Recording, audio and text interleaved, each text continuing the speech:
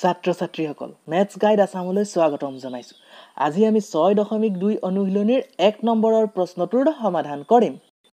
এতিয়া তোমালোকে এই সমাধানটো ভালদৰে মন দি চাবা। আমাক ইয়াত এই প্ৰশ্নটোত কি কৈছে চোৱা, আমাক এই প্ৰশ্নটোত দুটা ত্ৰিভুজ দিছে, এইটো এটা ত্ৰিভুজ দিছে আৰু এইটো এটা ত্ৰিভুজ দিছে। এই ত্ৰিভুজ দুটাৰ আমাক কি বুলি কৈছে, আমাক কৈছে যে DE সমান্তৰাল BC বুলি কৈছে। আৰু আমি নিৰ্ণয় কৰিব লাগে যে কি নিৰ্ণয় কৰিব লাগে, এই ত্ৰিভুজটোৰ কাৰণে ECৰ মাপ নিৰ্ণয় কৰিব লাগে আৰু এই ত্ৰিভুজটোৰ কাৰণে আমি ADৰ মাপ নিৰ্ণয় কৰিব লাগে। আমি এতিয়া এই মান দুটা কেনেদৰে নিৰ্ণয় কৰিম তোমালোকে চাবা। এই সমাধানটো কৰিবলৈ আমি উপপাদ্য 6.1টো ব্যৱহাৰ কৰিম। তোমালোকে উপপাদ্য 6.1টো পাই আহিছা। চোৱা, মই আকৌ এবাৰ ইয়াত ভালদৰে বুজাই দিছো। উপপাদ্য 6.1টোত আমাক কি কৈছিলে তোমালোকে মন কৰা। উপপাদ্য 6.1টোত আমাক কৈছে যে যিকোনো এটা ত্ৰিভুজৰ, আমি যিকোনো এটা ত্ৰিভুজ আঁকি লৈছো। এই ত্ৰিভুজটোৰ নাম দিছো PQR। এই ত্ৰিভুজটোৰ যিকোনো এডাল বাহুৰ সমান্তৰালকৈ যদি আমি এডাল ৰেখা টানো, ধৰা ইয়াত আমি QRৰ সমান্তৰালকৈ এডাল ৰেখা টানি দিলো XY।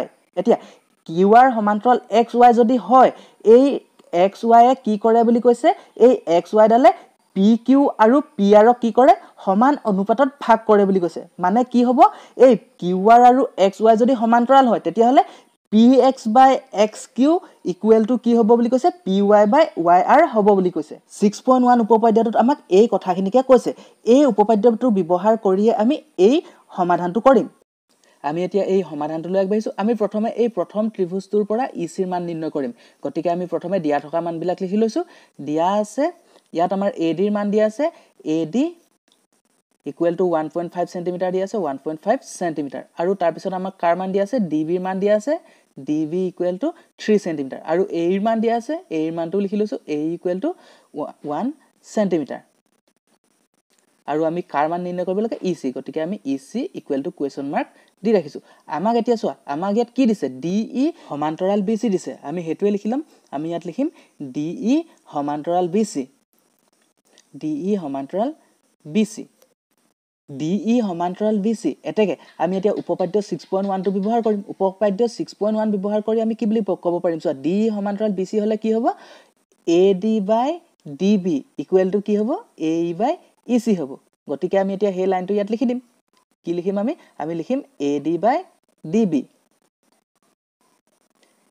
Equal to AE by EC। এইটো আমি কিহৰ অনুসৰি পাইছো, 6.1ৰ অনুসৰি। গতিকে আমি ইয়াত লিখি দিম 6.1। এতিয়া নেক্সট কি হ'ব, আমাৰ ইয়াত যিবিলাকৰ মান দিয়া আছে সেই মানবিলাক আমি এতিয়া বহাই দিম। তেতিয়া কি হ'ব, AD ইকুৱেল টু কি হয় 1.5। গতিকে 1.5 লিখি দিম। DB মান কি আছিলে, 3 আছিলে, 3 লিখি দিম। ইকুৱেল টু A ৰ মান কিমান আছিলে, 1 আৰু ECৰ মান নাই, গতিকে EC বুলি লিখি থৈ দিম। এতিয়া ইয়াৰ পাছৰডোখৰ মই এইফালে ছাইডত কৰি দিম। এতিয়া আমি কি কৰিম, নেক্সট চোৱা, আমি বৰ্জ পূৰণ কৰি দিম। 3 টো 1ৰ লগত পূৰণ হৈ যাব এইফালে, EC টো এইফালে ওপৰলৈ গুচি যাব, আকৌ 1.5 টো ইফালে তললৈ গুচি যাব। মানে কি কৰিম, এইটো উল্টা কৰি দিম, এইটোকো উল্টা কৰি দিম। গতিকে আমি লিখিব পাৰিম যে EC ইকুৱেল টু এই 3 টো ওপৰত লিখি দিম আৰু 1.5 টো তলত লিখি দিম। মানে কি লিখি দিম, 3 by 1.5। এতিয়া আমি 1.5 এৰে 3 হৰণ কৰি দিম। 1.5 এৰে 3 হৰণ কৰিলে হ'ব 2। গতিকে আমি ক'ব পাৰিম যে EC ইকুৱেল টু 2 সেন্টিমিটাৰ। এইটোৱে আমাৰ মানটো। এতিয়া আমি এই 2 নম্বৰ ত্ৰিভুজটোৰ কাৰণে ADৰ মান নিৰ্ণয় কৰিম। গতিকে আমি দিয়া থকা মানবোৰ লিখি ল'ম প্ৰথমে। ইয়াত আমাৰ DB মান দিয়া আছে, DB ইকুৱেল টু কিমান দিয়া আছে, 7.2 সেন্টিমিটাৰ। আৰু আমাক A ৰ মান দিয়া আছে, আমি A ৰ মানটো লিখি ল'ম। A ইকুৱেল টু কিমান দিয়া আছে, 1.8 সেন্টিমিটাৰ। EC ৰ মান দিয়া আছে, EC ইকুৱেল টু 5.4 সেন্টিমিটাৰ। আমি কাৰ মান নিৰ্ণয় কৰিব লাগে, AD। গতিকে আমি AD equal to question mark দি থম। আমাক দিছে যে কি বুলি দিছে, DE সমান্তৰাল BC। গতিকে আমি সেইটোও লিখি ল'ম, DE সমান্তৰাল BC। এতিয়া আগৰ দৰে একেই আমি উপপাদ্য 6.1 ব্যৱহাৰ কৰিম। তেতিয়া কি হ'ব, 6.1 ব্যৱহাৰ কৰি আমি ক'ব পাৰিম যে AD by DB সমান কি হ'ব, AE by EC। আমি এতিয়া সেইটো লিখি দিম। ইয়াত আমি লিখিম AD by DB equal to AE by EC উপপাদ্য 6.1 অনুসৰি। এতিয়া আমি মানবিলাক বহাই দিলে হৈ গ'ল। যাৰ যাৰ মান দিয়া আছে আমি বহাই দিম।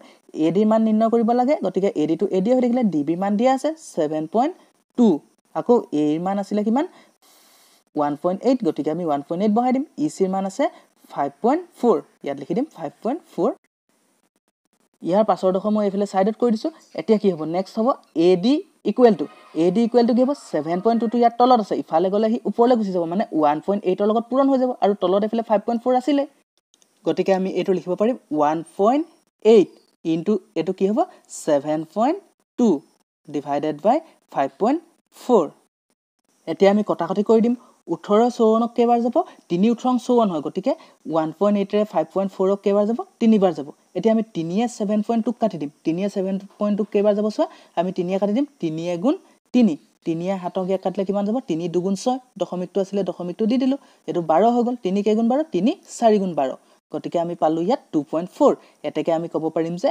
AD ইকুৱেল টু 2.4 সেন্টিমিটাৰ এইটোৱে আমাৰ সমাধানটো এই সমাধানটো বুজি পোৱাত যদি কাৰোবাৰ কিবা অসুবিধা হয় মোক কমেন্ট কৰি জনাবা আৰু ভিডিওটো ভাল লাগিলে ভিডিওটো এটা লাইক দি দিবা ভিডিওটো শ্বেয়াৰ কৰিবা আৰু মোৰ চেনেলটো সাবস্ক্ৰাইব কৰিবা